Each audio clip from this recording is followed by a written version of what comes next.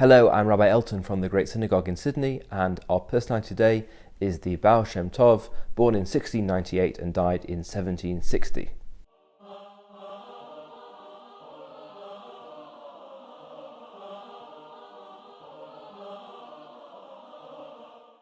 Rabbi Israel ben Eliezer, the Baal Shem Tov, which literally means master of the good name, which indicates a mystic or a miracle worker, was born in 1698 in the Ukraine. He was orphaned at an early age and had little access to traditional high-level Jewish education, and so became a teacher's assistant, taking the children there and from school and talking to them and inspiring them along the way. At some point he developed mystical inclinations and acquired a reputation as a miracle worker. Baal Shem Tov means somebody who's a master of God's good name, God's holy name, and therefore is able to perform miracles and wonders for those who come to seek his assistance.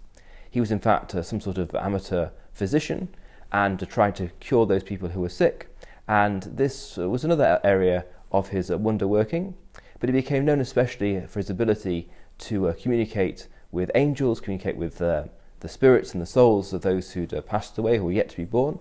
He said that he communicated with the Messiah, who was still to arrive, for example.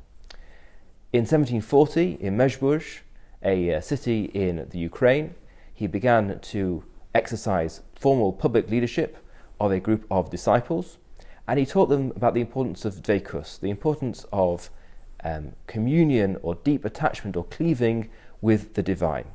Now, what was this emphasis on dveikus, on a close personal connection with God? What was that a reaction and a response to? As we've seen in recent weeks, the late 15th century and particularly the 16th century were terrible times of upheaval and suffering for the Jewish people. Upheaval both in physical terms, material and political terms, but also in intellectual terms.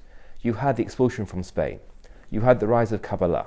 You had the rise of the Enlightenment in the wider community. You had the Sabbatean controversy and the great hopes and disillusionment around Shabtai Tzvi, the false messiah of the middle of the 17th century.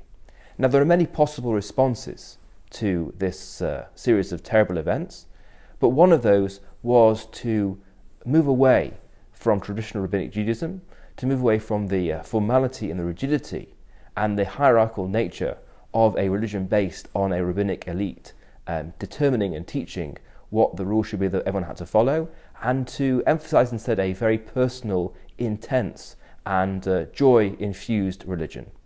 The Baal Shem Tov appealed to those without great literacy, who'd not been taught in the great yeshivot, as indeed the Baal Shem Tov himself had not been taught in the great yeshivot, but had a passionate desire to be close to God, to infuse their life with God consciousness and God enthusiasm.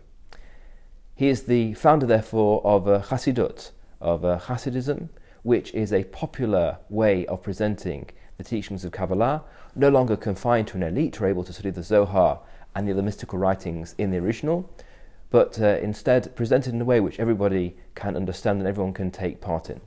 And therefore all the Chassidic groups in the world today look ultimately to the Baal Shem Tov as their principal founder and see him as the originator of an entirely new and important movement in Judaism.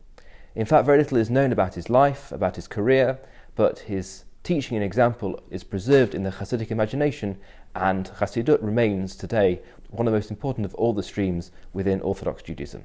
Thanks for joining.